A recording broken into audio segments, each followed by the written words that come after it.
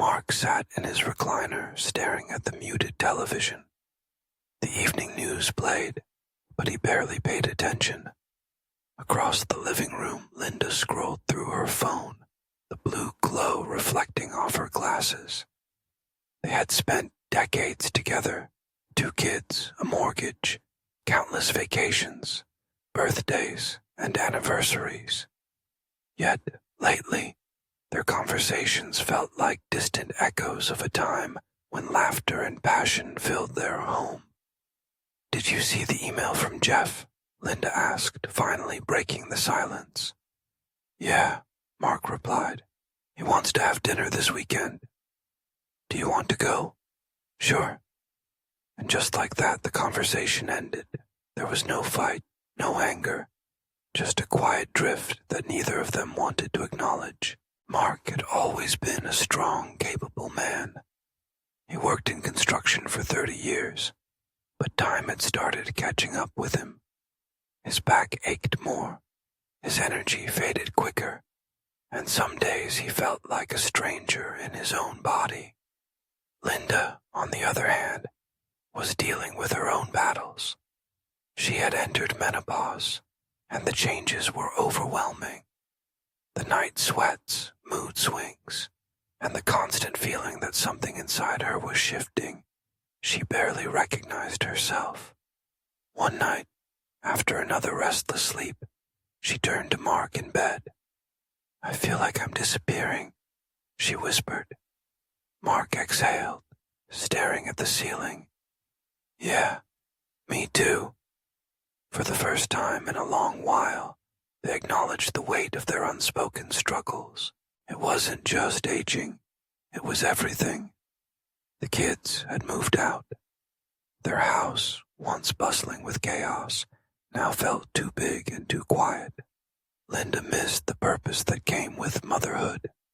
Mark missed the sense of being needed. And intimacy, that had become another casualty of time. Mark had noticed Linda avoiding his touch. At first, he thought she was just tired, but the distance grew. He didn't know if she was no longer attracted to him, or if she was simply too overwhelmed with everything changing inside her. Linda, meanwhile, worried that Mark had stopped desiring her. She had read about how men lose interest as they age, and she feared their connection had faded into routine. One evening, after another silent dinner, Mark finally spoke up. Do you even want to be here anymore?" Linda froze. "What do you mean?" "I mean us. We barely talk, we barely touch. It's like we're roommates instead of a couple." Linda looked down at her plate. She wanted to say something, but she didn't know how to explain the tangled emotions inside her. "I'm just tired," she said. Mark nodded slowly. "Me too." A week later, Linda found an old box of photographs while cleaning. She sat on the floor, flipping through the memories, young versions of themselves, smiling, holding hands, dancing at weddings. She missed that. She missed them. That night, she walked into the bedroom and sat on the bed next to Mark. "Do you remember our first road trip?" she asked. Mark smirked. "Of course. The car broke down, and we had to sleep in that tiny motel with the flickering light. And we stayed up all night, talking." "Yeah," he said, his smile fading. "We don't do that anymore, do we?" "No," she admitted. "But maybe we should." The next weekend, instead of their usual quiet routine, Linda surprised Mark with an idea. "Let's go away for a couple of days." Mark raised an eyebrow. "Where?" "Anywhere. Just us. No phones, no distractions. Just to see if we can still—" She hesitated. "See if we can still find each other." Mark didn't say anything at first, but then he nodded. "Okay." They drove to a small cabin by the lake, far from the noise of the city. It wasn't fancy, but it didn't need to be. At first, The silence felt awkward. But then, little by little, they started talking. They talked about their fears of aging, their struggles with intimacy, their worries about the future. They laughed about old memories, and even danced under the stars, just like they used to. And for the first time in a long while, Mark reached for Linda's hand, and she didn't pull away. She leaned into him, resting her head against his chest, listening to the steady rhythm of his heartbeat. When they returned home, nothing was magically fixed. They still had their struggles. Mark still felt his body slowing down. Linda still battled the changes of menopause, but something had shifted.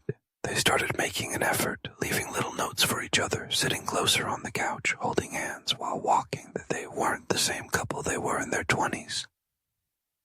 But that was okay. They were learning how to love each other now, in this stage of life. And that was enough. This story captures the quiet struggles and rediscoveries of a couple navigating midlife together. Does this align with what you had in mind? One evening, as they sat on the porch watching the sunset, Linda sighed deeply. "Do you ever think about what happens when we get older?" she asked. Mark glanced at her. "Of course. I think about retirement, our health, what life will look like in 10, 20 years. I don't mean just that," she said, turning to face him. "I mean, what if one of us gets sick? What if we start resenting each other? What if we run out of things to talk about?" Mark was silent for a moment before reaching for her hand. "I don't have all the answers, Linda, but I do know one thing. We've made it this far. Whatever comes next, we'll handle it together." She squeezed his hand, holding on to the promise in his words. Their daughter, Emily, came to visit one weekend. She was 27 now, living in the city, busy with work and relationships of her own. As they sat in the kitchen chatting, Emily suddenly said, "You and Dad seem different. Better, actually." Linda raised an eyebrow. "Better? For a while, it felt like you two were just coexisting. But now, I see the way you look at each other again. It's nice." Mark, who had just walked in, smirked. "Well, I guess your old parents still have some love left in them." Emily laughed. "I hope so.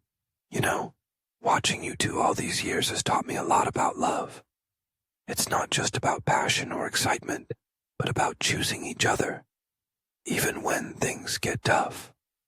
Linda's heart swelled. Maybe they hadn't been perfect parents or perfect spouses, but somehow they had done something right. One of the biggest hurdles they still faced was intimacy. One evening, as they lay in bed, Linda turned to Mark. "I miss you," she admitted softly.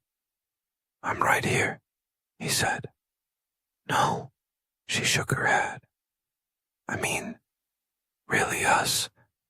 I don't want to feel like we're just sharing a house. I want to feel like we're sharing a life." Mark exhaled. "I miss that too. It wasn't just about sex.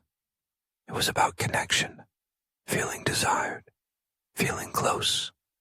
So instead of trying to force things, they started small, holding hands more, kissing before bed, complimenting each other like they used to.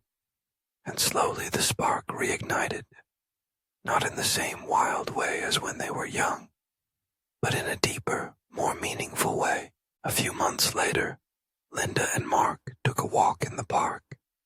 The leaves had started changing colors, signaling another season. "Do you remember when we used to dream about the future?" Linda asked. Mark chuckled. "Yeah, we thought we'd always be young, always full of energy. Life had other plans. But you know what?" she said, smiling. I wouldn't trade any of it, even the hard parts, because I got to live it all with you. Mark stopped walking and looked at her. You know, I think we did pretty damn well. Linda nodded. Yeah, we did. And as they continued walking hand in hand, they knew that no matter what the future held, they would face it together. This expansion deepens the emotional arc and gives more layers to Mark and Linda's story. Hope you like it. Let me know if you want any adjustments.